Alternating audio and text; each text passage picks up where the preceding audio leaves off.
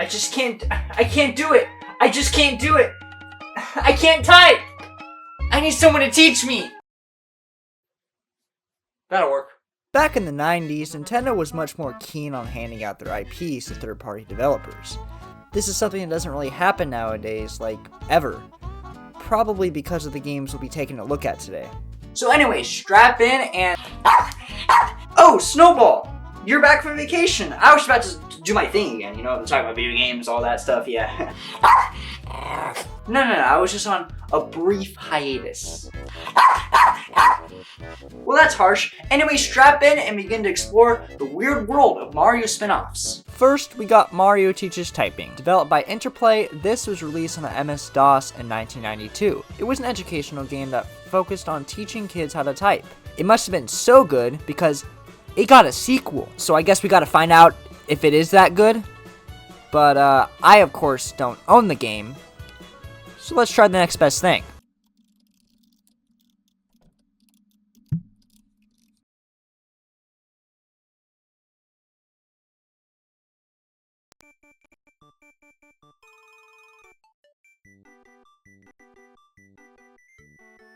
So here we go.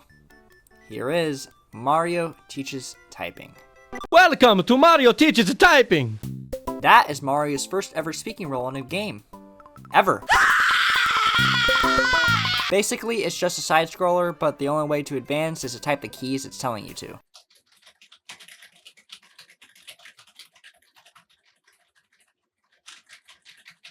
I'm learning. There really isn't much to say here. I mean, this is it. This is the game. It's not bad, but it is just bare bones. So, I think I'm just gonna move on. Anyways, next up, we got Mario is Missing. Mario is Missing is another educational game that was developed and published by Software 2 Works for the MS-DOS, NES, and SNES. It was released in 1993 and is actually one of Luigi's first leading roles in a video game. So the story goes, Bowser brings the Mushroom Kingdom to the real world and plans to steal the Earth's treasures, like gold, diamonds, and Banjo-Kazooie. He plans to sell the treasures so he can buy enough hair dryers to melt the ice of Antarctica. I couldn't make this shit up if I tried. I lack the comedic skills to make this shit up. Well shit, if you want to sell the treasures, might as well add Castlevania Symphony of the Night to that list of treasures. I mean, have you seen how much that game goes for? Have you seen how much it's worth? It's a lot. Yeah, matter of fact, there seems to be some unnecessary steps to this plan of Bowser's. I mean, why not just steal the hair dryers? You are a big, giant, fire-breathing turtle. Just walk into any Walmart or something and just steal the hair dryers. I feel like that'd be so much easier than just going around the world and stealing gold and diamonds. Bowser captures Mario, and that's why you get to play as Luigi. The game tries to teach you about geography and takes you to countless well-known places like New York, Paris, and Tokyo, just to name a few. As for the gameplay, it's really nothing special at all. It's just a point and click where you go around and talk to people. It's not very fun, and I don't want to play it anymore. I don't want to hear it. Next one up is Mario's Time Machine, another educational game.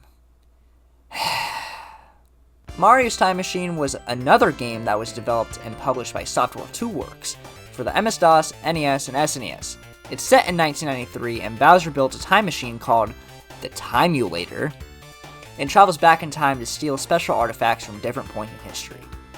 Due to timey-wimey stuff, Bowser doing this will eventually change history, so Mario takes the Timulator and goes back to all the points in time to return the stolen items.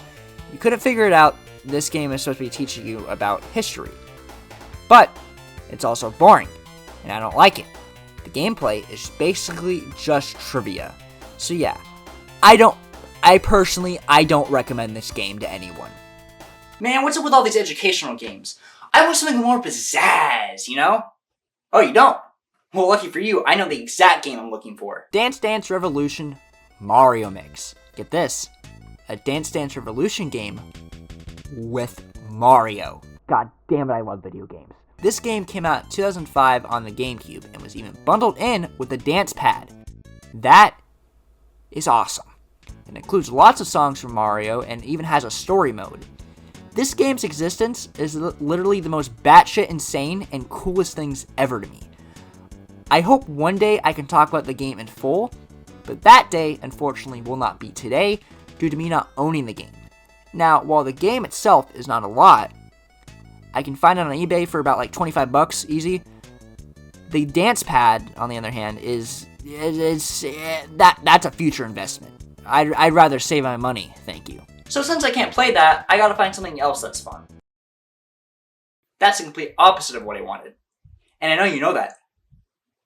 You're a bunch of sick fucks, aren't you? Wanting to see me suffer. You make me sick. Now in the past, I have talked briefly about the Zelda CDI games, which are not good. Well, Nintendo didn't just give Philips the chance to make Zelda games. They also gave them the chance to make a Mario game. 3 Mario games, actually, to be exact. But, thankfully, 2 of those were canceled. But, not thankfully, somehow, one of them survived. Folks, I give you Hotel Mario. In this game, Mario has to search the hotel for Princess Toadstool, who was kidnapped by Bowser. How original. It's a puzzle game where you go through 7 hotels and try to close all the hotel doors by going up and down the elevator while trying to avoid these enemies.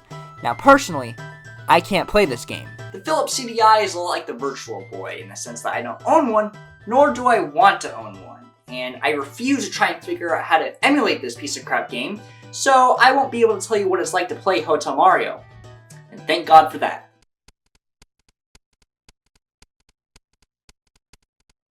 Ever wanted MS Paint, but with Mario? Well, you got that in 1992. But to be honest, calling Mario Paint just MS Paint, but with Mario, is a total disservice. This game came out on the SNES in 1992, and Nintendo even made an SNES mouse for this game, which is like the coolest thing ever. Look at this thing. Look how dope this thing looks. I want it. I want it. I'm going to get it. In Mario Paint, you can make animations, do minigames, paint, and even compose music.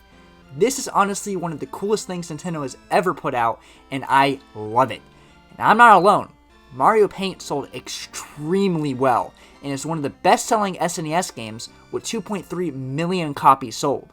Nintendo even made a sequel to it on the N64 called Mario Artist, but unfortunately, it was only for the N64 disk drive, which was only released in Japan. So,